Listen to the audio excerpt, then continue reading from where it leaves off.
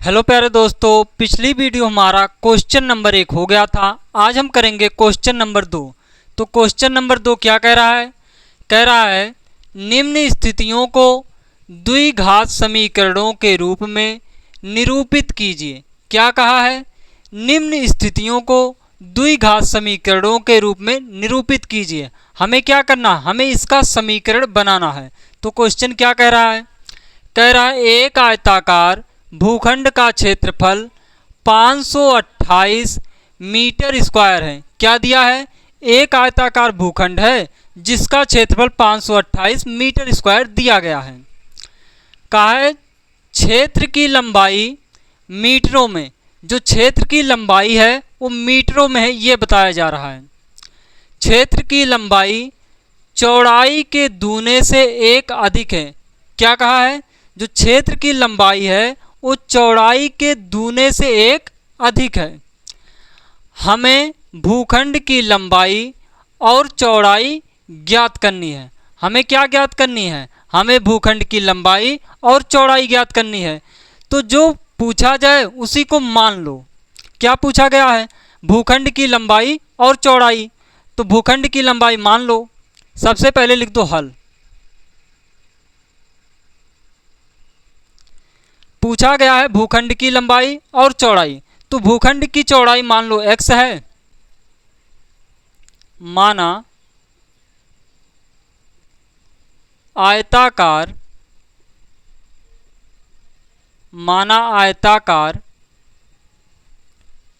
आयताकार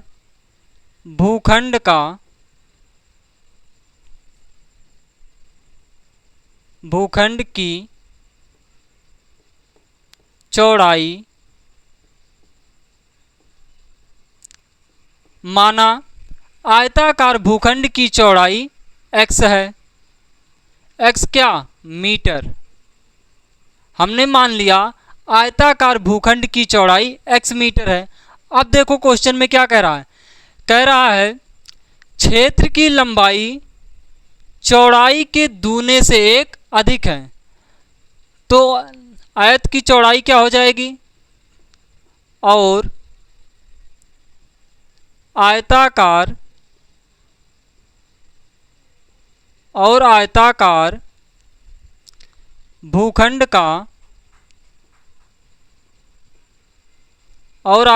भूखंड की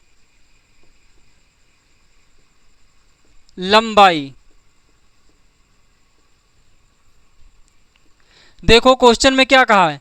कहा है क्षेत्र की लंबाई चौड़ाई के दूने से एक अधिक है। अगर हम चौड़ाई का दूना कर दें और उसमें एक जोड़ दें तो हमें क्या मिल जाएगा? लंबाई। अगर हम चौड़ाई का दूना कर दें और उसमें एक जोड़ दें तो हमें क्या मिल जाएगा? लंबाई। देखो क्वेश्चन में क्या कह रहा है? कह रहा है क्षेत्र की लंबाई, जो क्षेत्र की लंबाई होगी वो चौड़ाई के दूने से एक अधिक होगी। चौड़ाई का दूना करो और एक अधिक कर दो तो हमें क्या मिलेगी? लंबाई। अब लिख दो प्रश्नानुसार।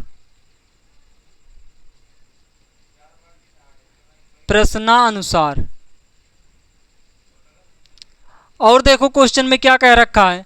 क्वेश्चन में कहा है आयताकार भूखंड का क्षेत्रफल 528 मीटर स्क्वायर है। क्या? आयताकार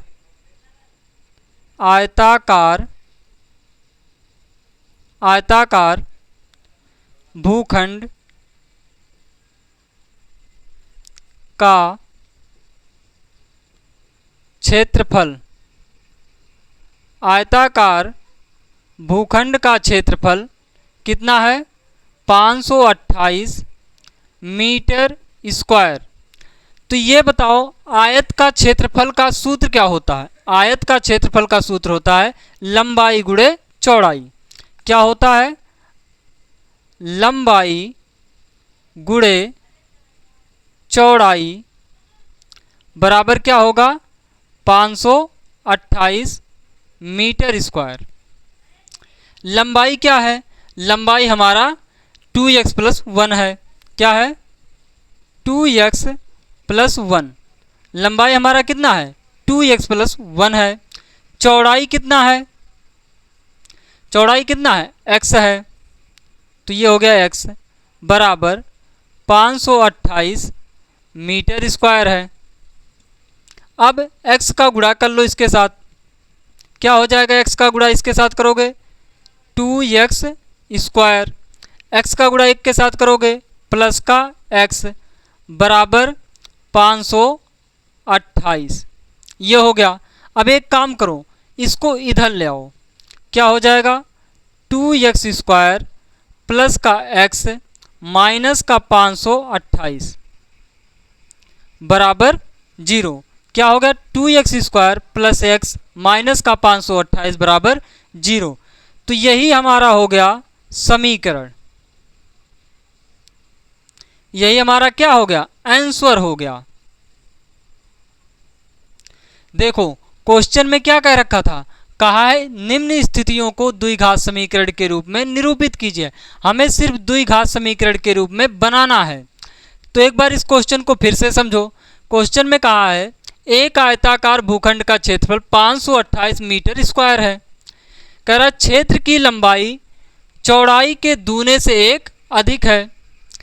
हमें भूखंड की लंबाई और चौड़ाई ज्ञात करनी है। जो ज्ञात करनी है उसी को मान लो। तो क्या ज्ञात करनी है, हमें आयताकार भूखंड की चौड़ाई ज्ञात करनी है। तो हमने मान लिया आयताकार भूखंड की चौड़ाई x मीटर है, तो लंबाई क्या होगी। क्वेश्चन में कह रखा है क्षेत्र की लंबाई चौड़ाई के दूने से 1 अधिक है। जो क्षेत्र की लंबाई है वो चौड़ाई का अगर हम दूना कर दें और उसमें 1 जोड़ दें तो हमें क्या मिल जाएगी, लंबाई मिल जाएगी। हमने लिख दिया फिर प्रश्नानुसार। क्वेश्चन में दिया है कि आयताकार भूखंड का क्षेत्रफल 528 मीटर स्क्वायर है, तो हमने लिख दिया आयताकार भूखंड का क्षेत्रफल बराबर 528 मीटर स्क्वायर। तो ये बताओ आयत का क्षेत्रफल का सूत्र क्या होता है, लंबाई गुणे चौड़ाई। तो लंबाई हमारा क्या है, लंबाई हमारा 2x + 1 है, तो ये लिख दिया हमने। चौड़ाई क्या है, x है, इनका हमने गुणा कर लिया तो 2x स्क्वायर हो गया। x का गुणा इसके साथ किया तो x हो गया, इसको इधर ले आया तो कितना हो गया 528। तो ये हो गया हमारा पहला क्वेश्चन। अब हम करते हैं दूसरा क्वेश्चन। दूसरा क्वेश्चन है दो क्रमागत धनात्मक पूर्णांकों का जो गुणनफल है वो 306 है। क्या दिया है, कहा है दो क्रमागत धनात्मक पूर्णांकों का गुणनफल 306 है। हमें पूर्णांकों को ज्ञात करना है। क्या पूर्णांक हैं उन्हें हमें ज्ञात करना है। तो सबसे पहले लिख दो हल। क्या पूछा गया है, पूर्णांक पूछा गया, कैसा, धनात्मक पूर्णांक। तो पहली क्रमागत धनात्मक पूर्णांक मान लो x। क्या मान लो, सबसे पहले माना पहली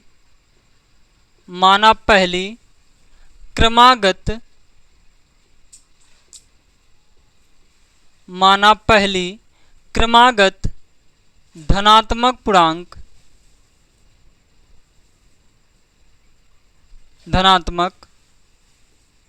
पूर्णांक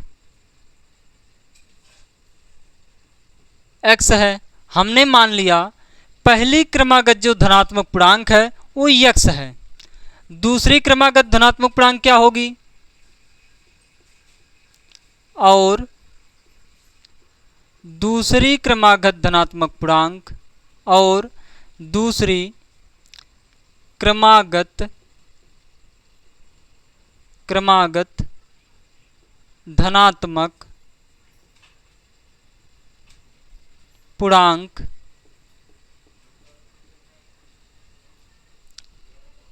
देखो पहली क्रमागत धनात्मक पूर्णांक x है तो दूसरी क्रमागत धनात्मक पूर्णांक क्या होगा, x + 1।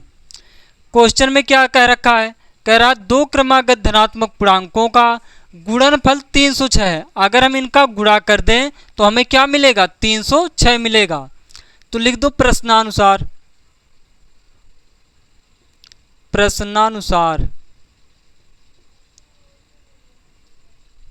क्वेश्चन में क्या कह रखा है, कह रखा है दो क्रमागत धनात्मक पूर्णांकों का गुणनफल 306 है। पहली क्रमागत धनात्मक पूर्णांक x है, दूसरी क्रमागत धनात्मक पूर्णांक क्या है, x प्लस 1 है। अगर इन दोनों का हम गुणा कर दें तो हमें क्या मिलेगा, 306। तो ये हो गया x इंटू एक्स प्लस 1 बराबर हमें क्या मिलेगा, 306। अगर हम पहली क्रमागत धनात्मक पूर्णांक का गुणा दूसरी क्रमागत धनात्मक पूर्णांक के साथ कर दें तो हमें क्या मिलेगा, 306 मिलेगा। इनका गुणा कर लो, क्या हो जाएगा, एक्स स्क्वायर प्लस का x का गुणा इसके साथ करो x बराबर 306। एक काम करो, 306 को इधर ले आओ, क्या हो जाएगा, एक्स स्क्वायर प्लस का x माइनस का 306 बराबर 0। यही हो गया हमारा समीकरण, यानी कि यही हो गया हमारा आंसर। एक बार इस क्वेश्चन को फिर से समझो। देखो कह रखा है क्वेश्चन में दो क्रमागत धनात्मक पूर्णांकों का गुणनफल 306 है। हमें पूर्णांकों को ज्ञात करना, हमें क्या ज्ञात करना, हमें पूर्णांकों की ज्ञात करना है। तो हमने मान लिया पहली क्रमागत धनात्मक पूर्णांक x है, दूसरी क्रमागत धनात्मक पूर्णांक x प्लस 1 है। तो हमने लिख दिया प्रश्नानुसार, यानी कि प्रश्न के अनुसार। प्रश्न में क्या कह रहा है, कह रहा है दो क्रमागत धनात्मक पूर्णांकों का गुणनफल, गुणनफल का मतलब गुणा, गुणनफल 306 है। पहली क्रमागत और दूसरी क्रमागत धनात्मक पूर्णांकों का अगर हम गुणा करें तो हमें 306 मिलेगा। तो हमने इनको सॉल्व कर लिया, तो ये हमारा समीकरण बन गया। तो ये हो गया हमारा दूसरा क्वेश्चन। अब हम करते हैं तीसरा क्वेश्चन। तीसरा क्वेश्चन है, रोहन की माँ उससे 26 वर्ष बड़ी हैं। क्या क्वेश्चन में कह रखा है, कह रखा है क्वेश्चन में रोहन की माँ उससे 26 वर्ष बड़ी हैं। उनकी आयु का गुणनफल, किनकी आयु का गुणनफल, इन दोनों के आयु का गुणनफल अब से 3 वर्ष पश्चात 360 हो जाएगी। हमें रोहन की वर्तमान आयु ज्ञात करनी है।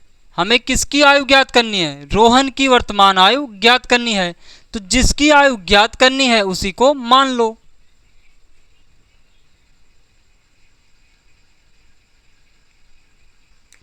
हमें किसकी आयु ज्ञात करनी है, हमें रोहन की आयु ज्ञात करनी है। तो रोहन की आयु मान लो, माना रोहन की वर्तमान आयु x वर्ष है। माना जो रोहन की वर्तमान आयु है वो x वर्ष है। तो क्वेश्चन में क्या कह रखा है, कहा है रोहन की माँ उससे 26 वर्ष बड़ी हैं। क्या कह रखा है, जो रोहन की माँ हैं वो रोहन से 26 वर्ष बड़ी हैं। तो रोहन की माँ की आयु क्या हो जाएगी, और रोहन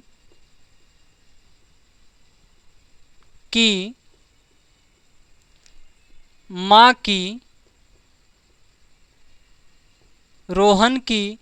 की वर्तमान आयु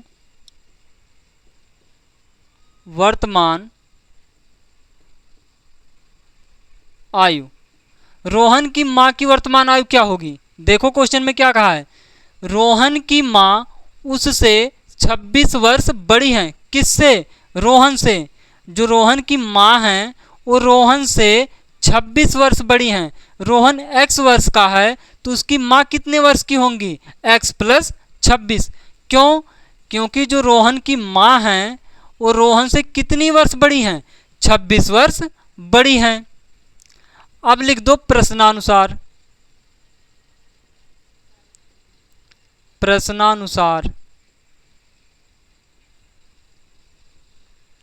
और आगे क्वेश्चन में क्या कह रखा है, कहा है उनकी आयु का गुणनफल अब से 3 वर्ष पश्चात। क्या कह रहा, अब से 3 वर्ष पश्चात। तो इस समय रोहन x वर्ष का है तो 3 वर्ष बाद कितने का होगा, x प्लस 3। अगर इस समय रोहन x वर्ष का है तो 3 वर्ष बाद कितने का होगा, x प्लस 3। माँ को भी 3 वर्ष आगे ले चलो। अगर इस समय माँ x प्लस 26 वर्ष की हैं, x प्लस 26 वर्ष की हैं माँ इस समय, 3 वर्ष बाद कितने की हो जाएंगी, 3 जोड़ दो। क्या कह रखा है क्वेश्चन में, क्वेश्चन में कहा है उनकी आयु का गुणनफल अब से 3 वर्ष पश्चात यानी कि 3 वर्ष बाद 360 हो जाएगा। यानी कि अब से 3 वर्ष बाद इनकी आयु का अगर हम गुणा कर दें, इनकी आयु का अगर हम गुणा कर दें तो हमें क्या मिलेगा, हमें 360 मिलेगा। क्या मिलेगा, 360। एक बार फिर से समझो क्वेश्चन को। कहा है क्वेश्चन में उनकी आयु का गुणनफल अब से 3 वर्ष पश्चात 360 हो जाएगा। तो ये हो गया 360 वर्ष। अब इनका गुणा कर लो। देखो इसका गुणा इसके साथ, अभी गुणा मत करो, एक काम करो, x प्लस 3 गुणे इसको थोड़ा सॉल्व कर लो। क्या हो जाएगा, x 26 और 3 29 बराबर 360। अब इनका गुणा कर लो। कैसे गुणा किया जाएगा, x का गुणा इसके साथ कर लो और x का गुणा इसके साथ कर लो, 3 का गुणा इसके साथ कर लो और 3 का गुणा इसके साथ कर लो। x का गुणा इसके साथ करोगे क्या हो जाएगा, x स्क्वायर। x का गुणा 29 के साथ करोगे क्या हो जाएगा, 29x। अब 3 का गुणा x के साथ कर लो क्या हो जाएगा, 3x प्लस 3 का गुणा अब इसके साथ कर लो, 3 नवा 27 के साथ हासिल 2, 3 दूना 6, 6 2 8 बराबर 360। अब एक काम करो, इनको जोड़ लो। देखो क्या हो गया, x स्क्वायर प्लस का 29 और 3 कितना हो जाएगा, 32x प्लस का 87, 360 को इधर ले आओ, माइनस का 360 बराबर 0। ये हो गया x स्क्वायर प्लस का 32x। देखो 360 माइनस का है और प्लस का 87 है, तो 360 में से 87 को घटाना पड़ेगा, तो पहले आएगा माइनस का चिन्ह। देखो यहाँ पर कितना है, 60 है और यहाँ पर कितना 87 है, तो 0 में से 7 को घटाओ, नहीं घटेगा। एक उदाहरण ले लो, कितना हो गया 10, 10 में से 7 जाएगा कितना बचेगा, 3। यहाँ पर कितना बचा है, 5, 5 में से 8 जाएगा, नहीं जाएगा। यहाँ से एक उदाहरण ले लो, कितना हो गया 15, 15 में से 8 जाएगा, कितना बचेगा 7। यहाँ पर कितना बचा 2 बराबर 0। तो ये हमारा बन गया दो घात समीकरण। यही हमारा हो गया आंसर। इस क्वेश्चन को एक बार फिर से समझो। क्वेश्चन में कह रखा है रोहन की माँ उससे 26 वर्ष बड़ी हैं। रोहन की जो माँ हैं वो रोहन से 26 वर्ष बड़ी हैं। उनकी आयु का गुणनफल अब से 3 वर्ष बाद 360 हो जाएगी। हमें रोहन की वर्तमान आयु ज्ञात करनी है, तो जिसकी वर्तमान आयु ज्ञात करनी है उसी को मान लो। हमने मान लिया रोहन की वर्तमान आयु x वर्ष है। क्वेश्चन में कह रखा है जो रोहन की माँ हैं वो रोहन से 26 वर्ष बड़ी हैं, तो ये हो गया। फिर हमने लिख दिया प्रश्नानुसार। क्वेश्चन में क्या कह रखा है, उनकी आयु का गुणनफल अब से 3 वर्ष बाद, उनकी आयु का गुणनफल अब से 3 वर्ष बाद कितना हो जाएगा, 360 हो जाएगा। तो हमने इनका गुणा कर लिया और थोड़ा सॉल्व किया, तो ये हमारा दो घात समीकरण बन गया। तो ये हो गया हमारा तीसरा क्वेश्चन। अब हम करते हैं चौथा क्वेश्चन। चौथा क्वेश्चन है एक रेलगाड़ी 480 किलोमीटर की दूरी समान चाल से तय करती है। क्या कह रखा है क्वेश्चन में, कहा है क्वेश्चन में एक रेलगाड़ी है जो 480 किलोमीटर की दूरी समान चाल से तय करती है। यदि इसकी चाल 8 किलोमीटर कम होती, क्या यदि इसकी चाल 8 किलोमीटर प्रति घंटा कम होती तो वह उसी दूरी को तय करने में 3 घंटे अधिक लेती। क्या 3 घंटे अधिक लेती। हमें रेलगाड़ी की चाल ज्ञात करनी है। एक बार क्वेश्चन को फिर से समझो। देखो कह रखा है कि एक रेलगाड़ी है जो 480 किलोमीटर की दूरी एक समान चाल से तय करती है। यदि इसकी चाल 8 किलोमीटर प्रति घंटा कम होती तो वह उसी दूरी को 3 घंटे अधिक समय लेता तय करने में। हमें क्या ज्ञात करना है? हमें ज्ञात करना है रेलगाड़ी की चाल। तो जो पूछा गया है उसी को मान लो।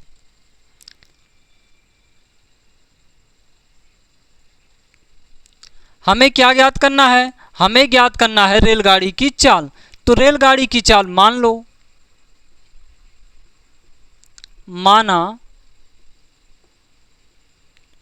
रेलगाड़ी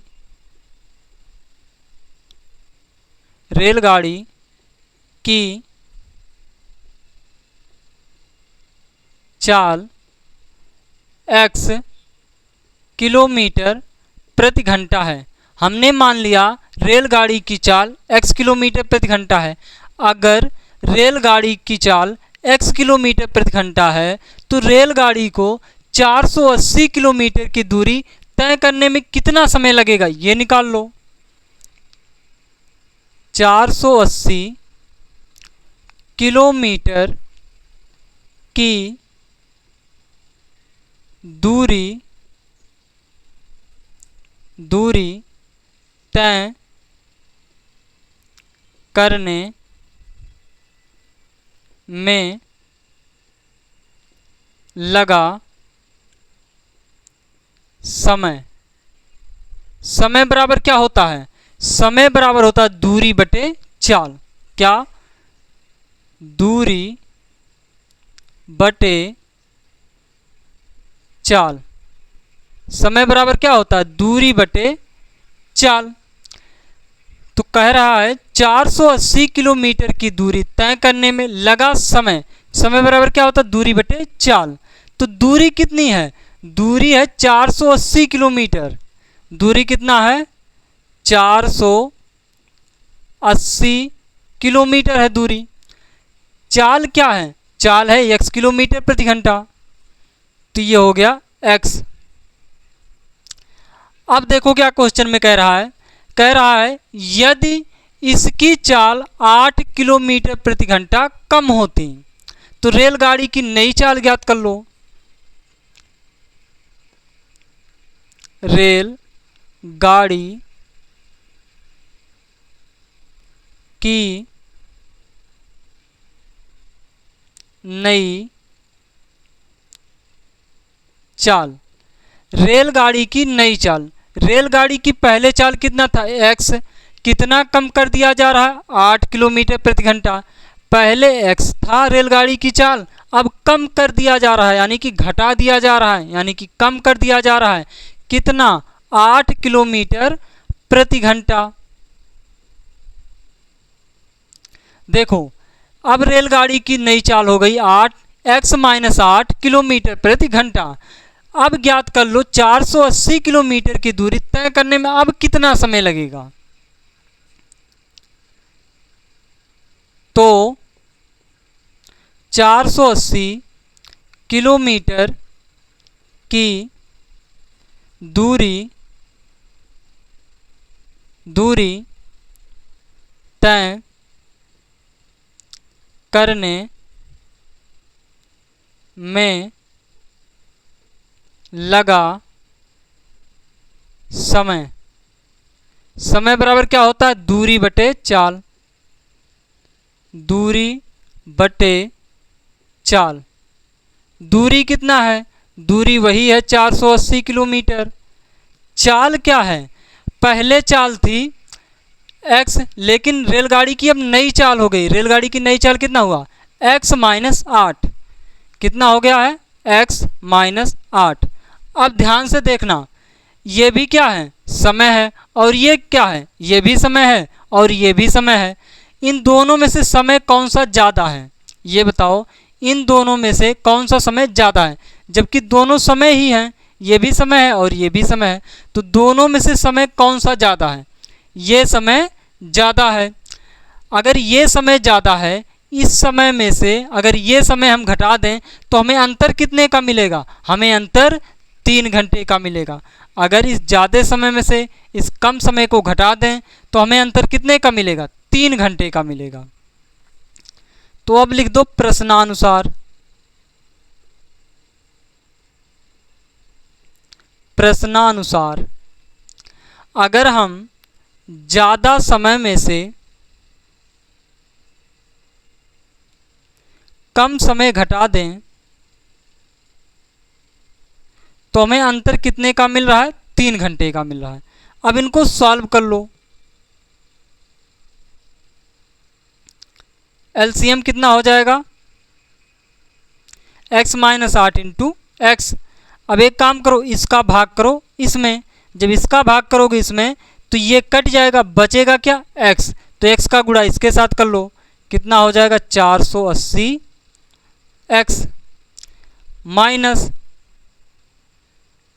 अब देखो x का भाग करोगे तो x कट जाएगा, बचेगा ये, क्या बचेगा? ये बचेगा। इसका गुणा इसके साथ कर लो, तो 480 का गुणा x के साथ करोगे कितना हो जाएगा? 480 x माइनस 8 का गुणा 480 के साथ करो तो 8 शून्यम 0, 8 × 64, 64 के 4 हासिल 6, 8 × 4 32, 32 × 6 38 बराबर 3। इतना हो गया। अब एक काम करो, इसको सॉल्व कर लो। तो ये हो गया 480 x माइनस, माइनस का अंदर गुणा करा लो तो यहाँ पर प्लस है तो प्लस इंटू माइनस क्या हो जाएगा? माइनस का 480, 480। देखो माइनस माइनस क्या हो जाएगा? प्लस, प्लस का 3840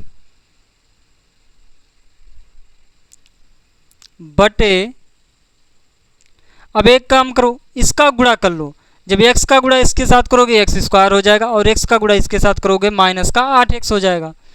तो ये हो गया x स्क्वायर माइनस का 8x बराबर 3।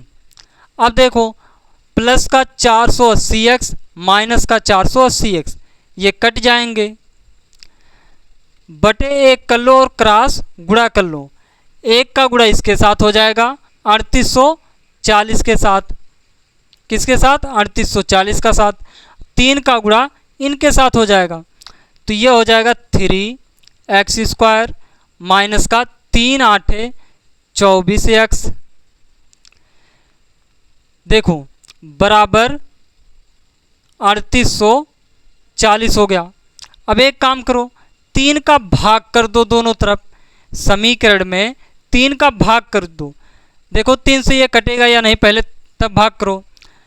3 से ये संख्या कटेगा या नहीं कटेगा, कैसे चेक करें? इनका योग कर लो। 3 और 8 कितना होगा? 8 3 11, 11 4 15, 15 3 से कट जाएगा, इसलिए संख्या भी 3 से कट जाएगी। तो 3 से भाग कर दो तो ये हो जाएगा x स्क्वायर। जब 3 से यहाँ पर भाग करोगे, जब 3 से भाग यहाँ पर करोगे कितना हो जाएगा? 8x। कितना हो जाएगा? 8x। जब 3 का भाग यहाँ पर करोगे कितना हो जाएगा? 3 × 9 3, 3 दूना 6, कितना बचा? 2, 3 8 24, 3 शून्यम 0। अब 1280 को इधर ले आओ, ये हो गया x स्क्वायर माइनस का 8x माइनस का 1280 बराबर 0।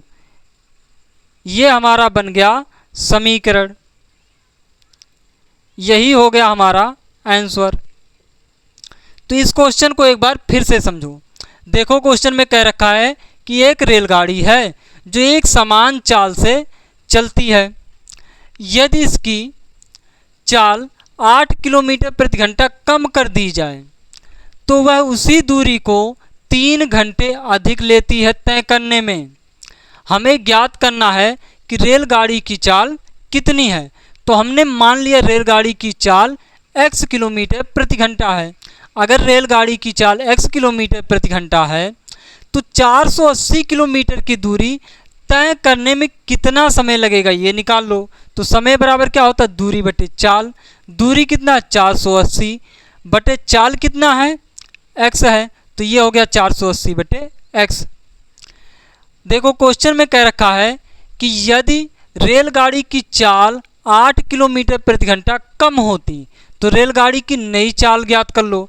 रेलगाड़ी की नई चाल यानी कि उसकी जो भी चाल थी उसमें में से 8 किलोमीटर प्रति घंटा कम कर दो, तो क्या हो गया, x माइनस 8 किलोमीटर प्रति घंटा। अब रेलगाड़ी की चाल है x माइनस 8 किलोमीटर प्रति घंटा, तो निकाल लो 480 किलोमीटर की दूरी तय करने में अब कितना समय लगेगा।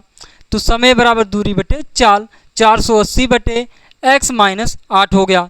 अब देखो ये समय ज़्यादा है, ये समय कम है, ये समय ज़्यादा है, ये समय कम है, तो ज़्यादा समय में से कम समय को घटाएंगे तो हमें अंतर कितने का मिलेगा, 3 का। तो हमने क्या किया, ज़्यादा समय में से कम समय को घटा दिया, हमें अंतर मिला 3 का। फिर हमने इनका एलसीएम ले लिया तो ये बन गया। जब इसका भाग किया तो ये कट गया, बचा ये, x का गुणा कर लिया, ये बन गया। जब हमने x का भाग किया तो x कट गया, ये बचा। इसका गुणा हमने इसके साथ कर लिया तो ये बन गया। फिर इससे ये कट गया और इतना आ गया। फिर हमने क्रॉस गुणा कर लिया तो ये इतना बन गया। फिर हमने देखा कि यहाँ पर 3 है, यहाँ पर 24 है, यहाँ पर 3840 है। अगर हम इनको 3 से विभाजित करें तो ये पूरा समीकरण 3 से विभाजित हो जाएगा। तो हमने क्या किया, 3 से भाग कर दिया इस समीकरण में। जब भाग किया तो कुछ इस प्रकार से बन गया। फिर हमने 1280 को इधर ले आया तो कुछ इस प्रकार से बन गया। तो दोस्तों 4.1 में सिर्फ 2 क्वेश्चन थे। पहला क्वेश्चन हमने पहले वीडियो में कर लिया था, दूसरा क्वेश्चन हमने आज कर लिया। दूसरे क्वेश्चन में 4 क्वेश्चन थे जिनको हमने पूरा कर लिया। तो दोस्तों अब हम कल करेंगे 4.2 का पहले उदाहरण करेंगे और बेसिक करेंगे। तो दोस्तों आज इतना ही। अगर वीडियो अच्छा लगा हो तो लाइक, सब्सक्राइब, कमेंट जरूर करें। Thank you.